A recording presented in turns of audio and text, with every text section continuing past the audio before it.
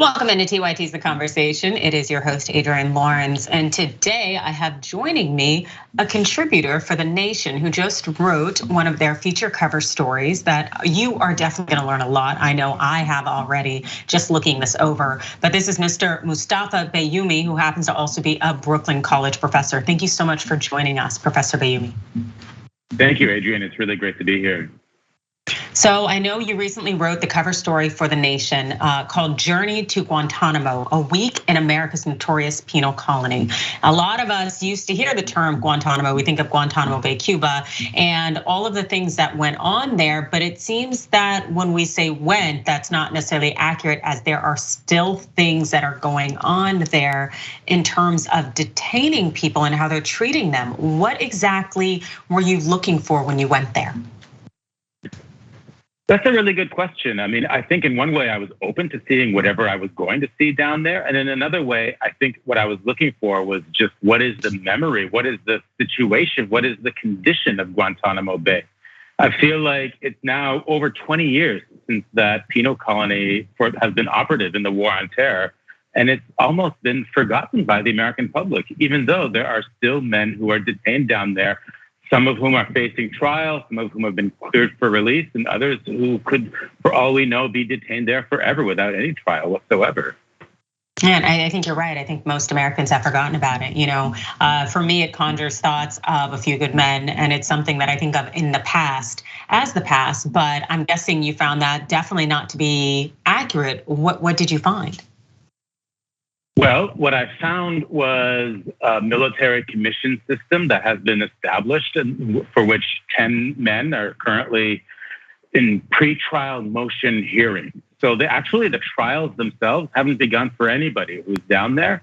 They're still mired in these pre-trial motion hearings for 8 years or more. And that is essentially as a way to protect the US government from revealing the fact that they had tortured many of these men, and that much of the evidence that they're trying to use against these men was obtained through coercive means that I think much of the world would consider torture. So maybe it's not a mistake that in some ways we are forgetting about Guantanamo. I mean, in the early days of the war on terror, we all knew all about it. It was part of the public relations campaign of Secretary of Defense, I should say, Donald Rumsfeld and others. But when we get to it today, we see, I think, an attempt by the U.S. government and by the institutions at large as a way of trying to just kind of foreclose what's going on down there, sort of keep it out of the public eye. Maybe we won't pay that much attention and we'll forget about all of the terrible things that, in fact, the United States government has done. Wow, that is, it's very upsetting. I wish I could say it's shocking, but I think we know with the history of the United States and what we have done, oftentimes under cover of darkness, that it is something that almost seems to align with it. But in your article, in your piece, it kind of reminds me of that oft-repeated quote that you had mentioned from Justice Robert H. Jackson, Chief Counsel for the US, when it came to the Nuremberg trials in 1945. We must never forget that the record on which we judge these defendants today is the record on which history will judge us tomorrow. And as you noted, the Nuremberg trials lasted 10 months. And the fact is that, as you noted, you're having witnesses still facing these pretrial motion hearings for 8 years. One of the tenets of our democracy is this thought of, justice delayed is justice denied. So how is it that the US government continues to get away with this?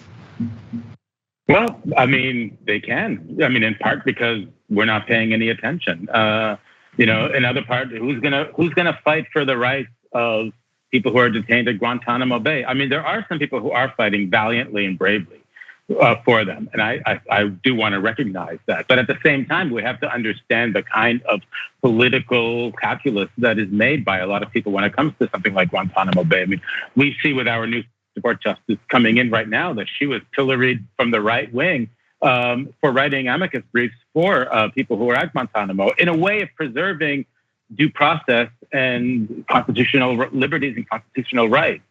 I mean, Guantanamo is, in a way, it stands for so many different things in our society, but really what it should stand for is a recognition that constitutionality and rule of law must prevail, even for people that we don't want to, some people will think are unpopular.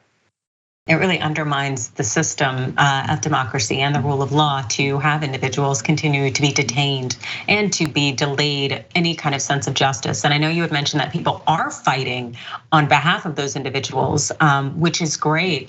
But what's the response they're getting from the US government in terms of how the government is justifying this? So my impression from talking to the attorneys who were involved in the military commissions, especially the defense attorneys, was that the military commissions were initially organized and devised by the government, and the government believed that they were going to be a kind of, quick attempt at basically convicting these men. And instead, we had something else that comes up, and we have a bunch of attorneys who are actually fighting for the Constitution, for the rights of these men. And the defense attorneys in these tribunals really should be commended for the work that they're doing. Absolutely, because it definitely seems that they are managing these cases that have been going on for years at a time. And as an attorney myself, I know how difficult it can be to try to litigate. And also you believe in representing your client and you want to see justice done, but to see it continually delayed. And I'm guessing there are a lot of excuses that are coming down the pike from the judges and everybody in the process. And the thing is, we know that this isn't normal. It's extremely problematic. And so as it concerns where we go next, where do you see this going? Do you think that the US government will continue to try to delay until all of these men die? Well, there are multiple tracks happening at the same time right now. So it's actually kind of difficult to predict, I think, what's going to happen next. For one thing, we have a new courtroom being built in Guantanamo Bay so that they can actually have multiple trials happening at the same time. Trials that haven't yet advanced to the trial stage, as I say, but they're thinking that maybe next year, maybe the following year, there might be trials. They've spent over $4 million to build a brand new courtroom that should be operational next year. At the same time, they're also spending about $124 million building new barracks for prison guards down at Guantanamo. So that would seem to indicate that they're really trying to institutionalize the place into giving it even more longevity.